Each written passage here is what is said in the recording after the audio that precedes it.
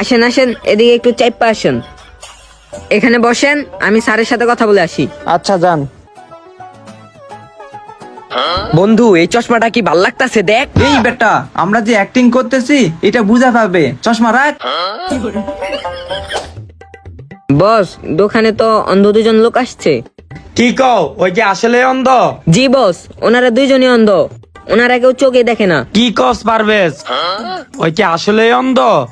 তাইলে তো আল্লাহ আমাদের অনেকদিন পরে ব্যবসার কপালটা খুলে দিল। জি বস, আল্লাহ তাইলে অনেকদিন পর আমগো ব্যবসার দিকে তাকাইছে।